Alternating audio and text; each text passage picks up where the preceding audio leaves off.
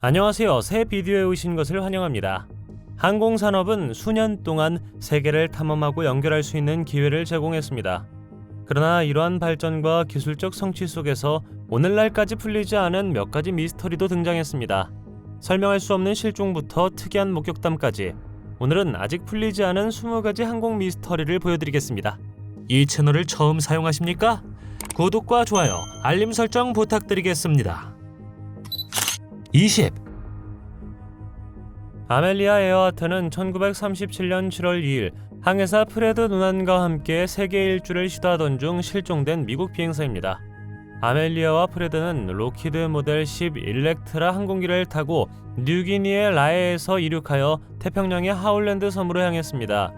그들의 여행은 3분의 2 이상을 완료했지만 목적지에 도달하지 못한 것으로 믿어졌습니다. 대대적인 수색 노력에도 불구하고 항공기나 탑승자의 흔적은 발견되지 않았습니다. 그러나 아멜리아와 프레드에게 무슨 일이 일어나는지에 대한 몇 가지 이론이 있습니다. 어떤 사람들은 단순히 연료가 떨어져서 바다에 추락했다고 생각합니다. 일본군에게 붙잡혔다거나 아멜리아가 살아남아 새로운 정체성을 갖게 되었다는 설도 있습니다. 이 수색은 당시 가장 광범위한 공중 및 해상 수색 작전이었으며 60척 이상의 함정과 3,500명의 미 해군 및 해안 경비대 인력이 참여했습니다. 일부 연구자들은 그들이 태평양에 맺던 섬인 니쿠마루로 상륙하여 그곳에 잠시 생존한 후 죽었을 것이라고 생각합니다. 1940년 이 섬에서 인간의 유골이 발견되었지만 그 신원은 확인되지 않았습니다. 19. 1986년 11월 17일 일본 항공 1628편과 관련된 UFO 사건이 발생했습니다. 비행기는 파리에서 도쿄로 가는 화물 항공편이었으며 아이슬란드 레이캬비크를 경유했습니다. 비행기가 알래스카에 접근했을 때 승무원들은 하늘에서 자신들을 따라오는 듯한 이상한 물체를 보았다고 보고했습니다. 그 물체는 가장자리를 따라 한 줄의 빛이 있는 크고 반짝이는 금속 공예품으로 묘사되었습니다. 승무원들은 처음에는 그 물체가 군용기일 수 있다고 생각했지만 그것이 가까워지면서 더 걱정하게 되었습니다. 그들은 그 물체가 그들이 이제까지 본 어떤 항공기보다 컸으며 그것이 불규칙하고 빠르게 움직이고 있었다고 보고했습니다. 승무원은 항공교통관제소에 연락하여 물체를 보고했으며 근처에 있던 다른 항공기 2대에서도 사고가 목격되었습니다. 이 사건에 대한 대대적인 조사가 시작되었고 결국 그 물체는 미확인 비행물체로 밝혀졌습니다. 이것은 상당한 언론의 주목을 받았으며 역사상 가장 유명한 UFO 목격 사례 중 하나로 남아 있습니다. 이 사건은 일부 정부도 조사했고 1628편 승무원들은 집중적인 조사를 받았습니다. 직원들은 계속해서 이상하고 설명할 수 없는 것을 보았다고 주장했습니다. 18. MH370으로도 알려진 말레이시아 항공 370편은 2014년 3월 8일 말레이시아 쿠알라룸푸르에서 중국 베이징으로 비행하던 중 실종된 보잉 777 항공기였습니다. 비행기의 실종은 한국 역사상 가장 미스터리한 사건 중 하나로 남아있으며 탑승자 239명의 운명은 알려지지 않았습니다. 새벽 1시쯤 말레이시아 시간으로 MH370은 남중국해 상공을 비행하고 레이더 화면에서 사라졌습니다. 항공기의 마지막으로 알려진 위치는 말레이시아와 베트남 사이였습니다. 실종 후 여러 국가가 참여하는 광범위한 수색 및 구조 작업이 시작되었지만 항공기나 잔해의 흔적은 발견되지 않았습니다. 조종사의 무력화, 기계적 결함, 납치, 심지어 UFO나 정부기관의 개입을 포함하여 비행기에 무슨 일이 일어나는지에 대한 수많은 이론이 있습니다. MH370 실종 사건에 대한 조사는 여전히 진행 중이며 전 세계 여러 기관과 전문가들이 참여하고 있습니다. 말레이시아 정부는 이 사건에 대한 여러 보고서를 발표했지만 항공기 실종 원인을 파악하지 못했습니다. 17. 산티아고 513편의 이야기는 수년 동안 온라인과 다양한 매체를 통해 널리 유포되었습니다. 1954년 9월 4일 독일 아헨에서 브라질 리우데자네이루로 비행 중 사라진 브라질 항공사 VASP의 상업용 항공기였습니다. 이 비행기는 88명의 승객과 승무원이 타고 있었으며 이야기에 따르면 비행기는 35년 후인 1989년 10월 12일에 다시 나타났다고 합니다. 이상하게도 비행기는 승객과 승무원 88명 전원이 타고 있는 상태로 브라질의 포르투 알레그레에 착륙했다고 합니다. 승객과 승무원은 건강이 양호하여 하루도 늙지 않았으며 실종된 세월을 기억하지 못하는 것으로 전해졌습니다. 이 이야기는 수년에 걸쳐 다양한 형태로 다시 전해졌으며 일부 버전에서는 항공기가 정글에 버려진 채 발견되었거나 수십 년 후에 다시 나타나기 전에 바다에 추락했다고 주장되었습니다. 16. 이집트 항공 990편은 1999년 10월 31일 대서양에 추락하여 탑승한 승객과 승무원 217명 전원이 사망한 보잉 767 항공기였습니다. 이집트 항공 990편은 뉴욕시에서 카이로로 향하던 중 매사추세츠주 낸터킷 섬 해안에서 떨어진 대서양에 추락했습니다. 그러나 추락 원인은 밝혀지지 않았습니다. 이집트 정부는 처음에 조종사가 고의로 비행기를 추락시켰다는 조사 결과를 부인했기 때문에 조사는 정치적, 문화적 요인으로 인해 복잡해졌습니다. 이집트 항공 990편은 여전히 논란의 여지가 있으며 일부 전문가와 조사관들은 공식 결론에 동의하지 않습니다. 일각에서는 미국 정부가 역할을 했을 수도 있고 은폐 작전이 있었을 수도 있다고 주장하기도 했습니다. 불행히도 오늘날까지 그날 정확히 무슨 일이 있었는지는 미스터리로 남아 있습니다. 15.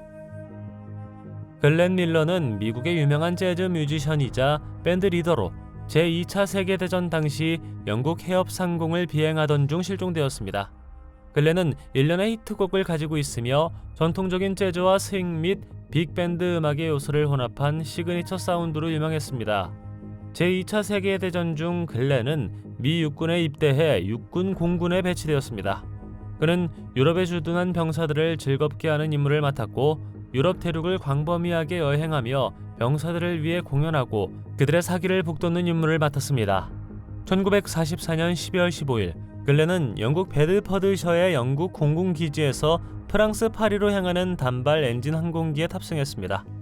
비행의 목적은 프랑스에 주둔하는 미군을 즐겁게 하는 것이었습니다. 그러나 비행기는 목적지에 도착하지 않았고 다시는 보이지 않았습니다.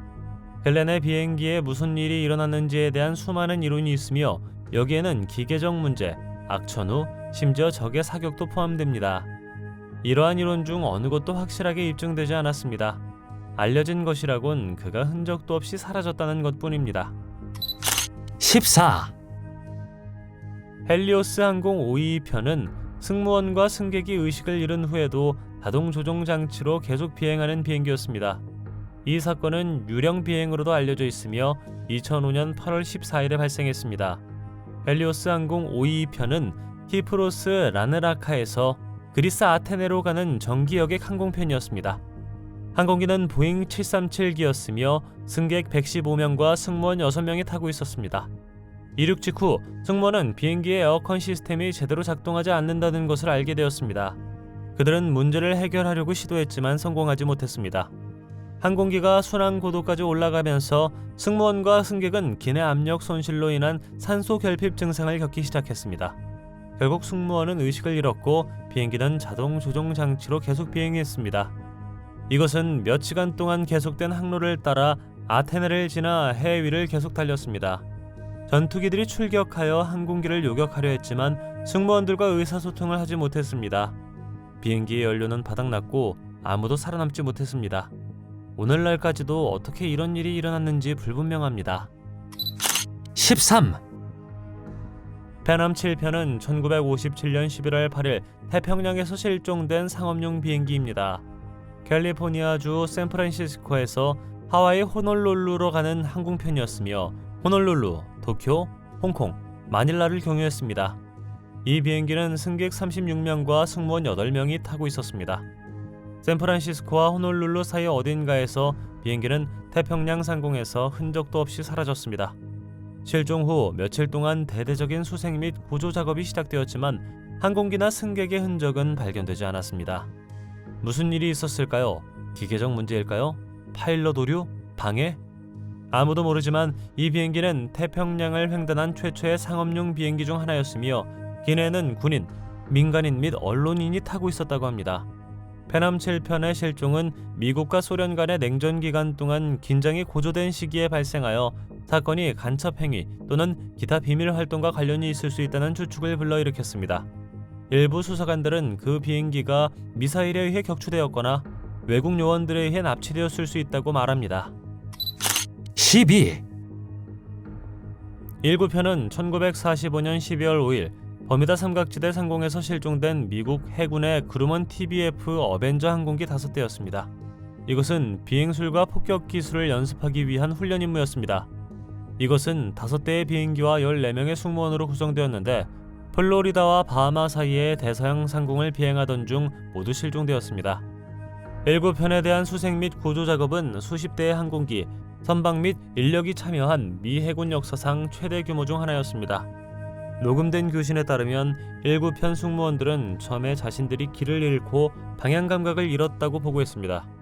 한 조종사는 우리는 어느 방향이 서쪽인지 모른다. 모든 것이 잘못되었다. 우리는 어떤 방향도 확신할 수 없다. 심지어 바다도 제대로 보이지 않는다고 말했습니다. 또 다른 조종사는 자신의 나침반이 이상하게 작용한다고 보고했습니다. 선원들은 더 패닉에 빠졌습니다.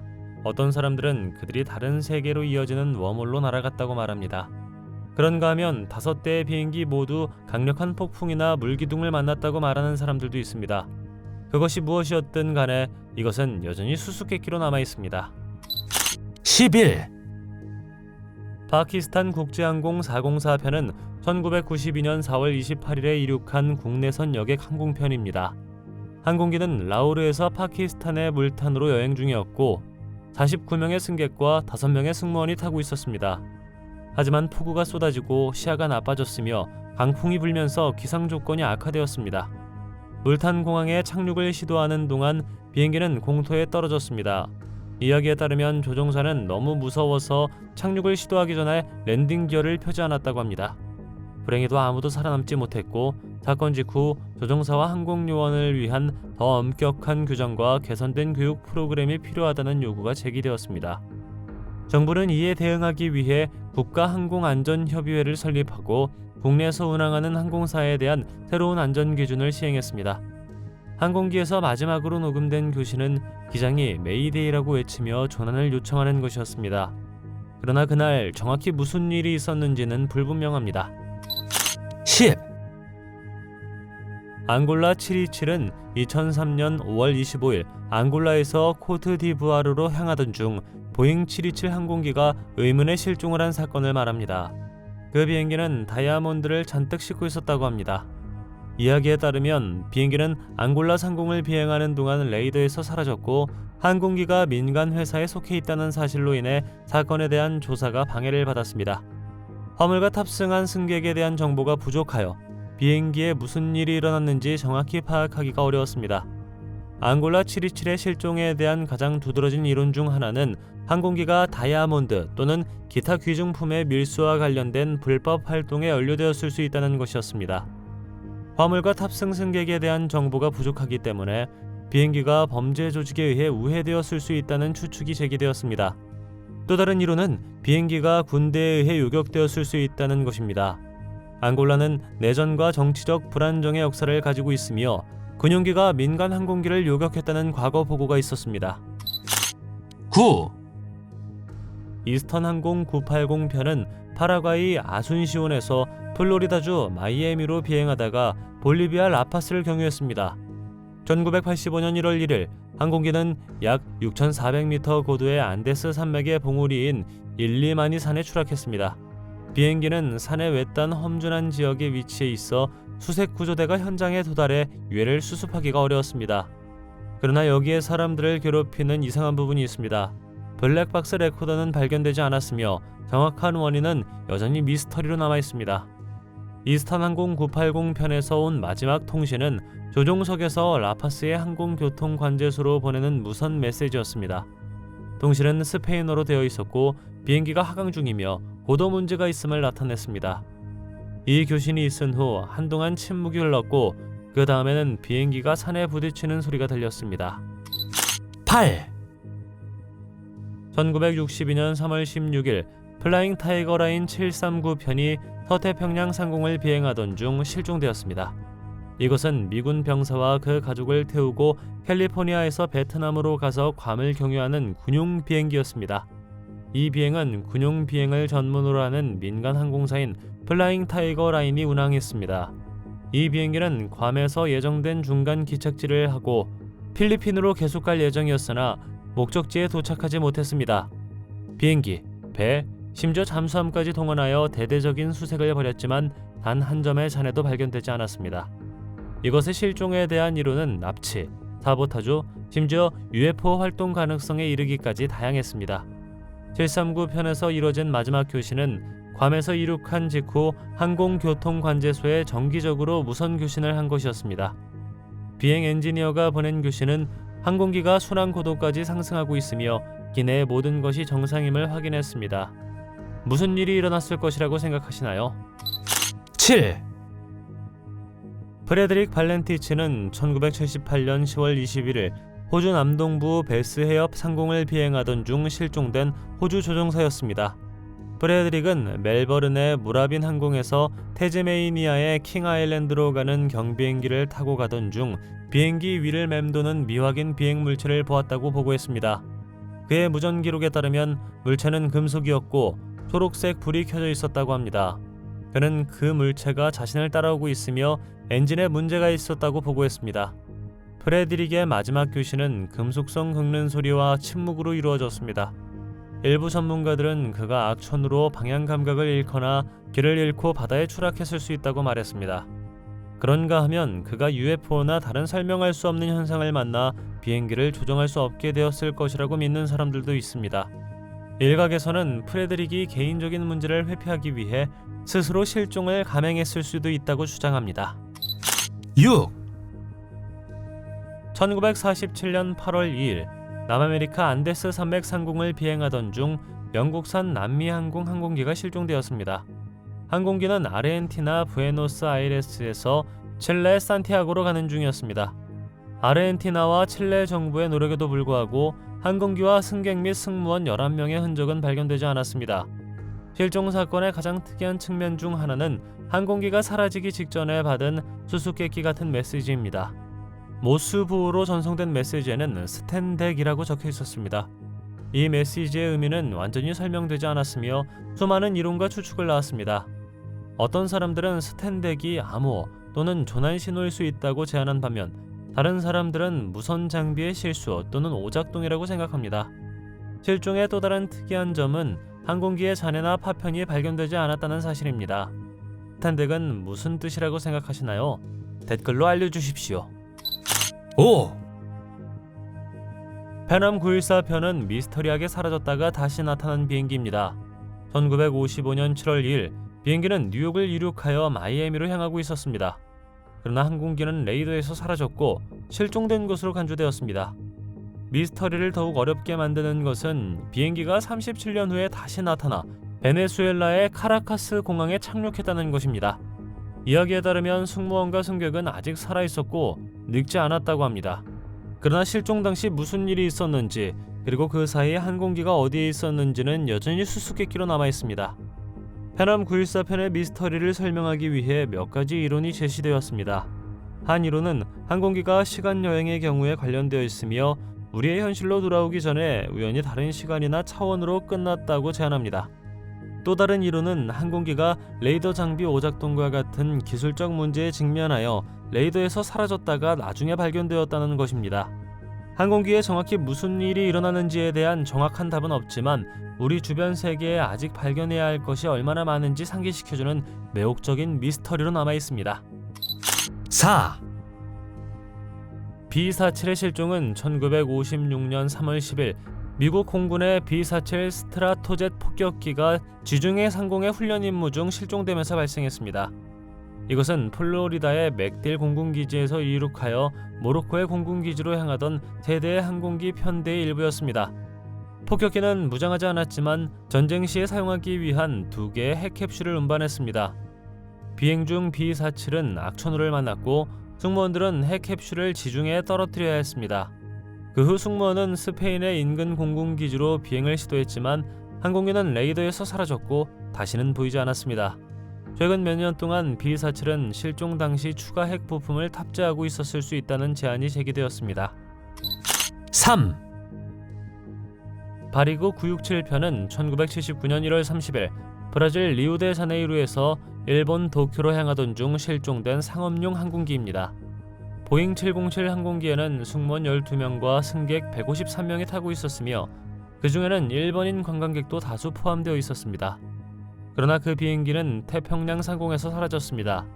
실종 사건의 가장 주목할 만한 부분 중 하나는 사건 발생 후 거의 1년 후에 일본 해안에서 소량의 항공기 잔해가 발견되었다는 사실입니다. 좌석 쿠션과 금속 조각을 포함한 잔해는 항공기의 마지막으로 알려진 위치에서 8,000km 이상 떨어진 가나가와 현의 해변에서 발견되었습니다. 이는 항공기가 레이더에서 사라진 후 상당한 거리를 비행했음을 시사합니다. 사고 당시 항공기에는 상당한 양의 귀중한 예술품도 실려 있었습니다. 브라질 예술가 마베 마나부의 여러 그림을 포함한 그 미술품들은 수백만 달러의 가치가 있는 것으로 알려졌으며 전시회를 위해 일본으로 운송되고 있었다고 합니다. 귀중한 예술품과 함께 기내는 실종 원인에 대한 귀중한 정보를 제공할 수 있는 2개의 비행 기록 장치도 있었습니다. 그러나 비행 기록 장치는 결코 발견되지 않았고 오늘날까지 그 행방은 알려지지 않았습니다. 2. 노스웨스트 오리엔트 항공 2501편은 1950년 6월 23일 뉴욕에서 시애틀로 가는 비행 중 사라진 상업용 항공편입니다. 이 항공기는 58명의 승객과 승무원을 태우고 있었고 미시간 호수 항공에서 사라졌습니다. 실종 사건의 가장 눈에 띄는 측면 중 하나는 항공기가 사라졌을 때 항공기가 상대적으로 낮은 고도로 비행하고 있었기 때문에 잔해를 찾기가 어려웠다는 것입니다. 비행기가 마지막으로 목격된 위치에 미시간 호수의 수심이 상대적으로 얕기 때문에 수색팀이 잔해를 찾는 데 어려움을 겪고 있었습니다. 실종에 대한 또 다른 흥미로운 사실은 이 지역에서 심한 뇌우가 발생한 같은 날에 발생했다는 것입니다. 이 폭풍은 수십 년 만에 이 지역을 강타한 최악의 폭풍 중 하나였으며 항공기 실종의 원인이 될 수 있습니다. 1. D.B. 쿠퍼는 1971년 11월 24일 보잉 727 항공기를 납치한 신원 미상의 남자에게 주어진 이름입니다. 납치 사건은 오리곤주 포틀랜드와 워싱턴주 시애틀 사이에서 발생했으며 미국 역사상 가장 악명 높은 미해결 범죄 중 하나입니다. 납치 과정에서 쿠퍼는 몸값으로 20만 달러와 낙하산 4개를 요구했는데 이 낙하산을 이용해 비행기가 공중에 떠 있을 때 비행기에서 뛰어내렸습니다. 쿠퍼의 행방은 지금까지도 밝혀지지 않았고 이 사건은 아직 해결되지 않았습니다. 사건의 가장 주목할 만한 측면 중 하나는 쿠퍼가 성공적으로 항공기에서 뛰어내려 완전히 사라졌다는 사실입니다. 그의 신원은 수수께끼로 남아있으며 수많은 이론과 추측에 영감을 주었습니다. 일부 전문가들은 쿠퍼가 경험 많은 낙하산 조종사 또는 전직 군인이었을 수 있다고 믿는 반면 다른 전문가들은 그가 항공산업에 대한 내부 지식을 가지고 있었을 수 있다고 제안합니다. 당신이 생각하는 가장 미스터리한 항공사건은 무엇인가요? 댓글로 알려주십시오. 동영상이 마음에 들면 좋아요 부탁드리겠습니다. 저희가 만든 더 많은 동영상을 보고 싶으시다면 화면에서 하나를 클릭하거나 채널을 살펴보세요. 시청해주셔서 감사드리며 다음에 뵙겠습니다.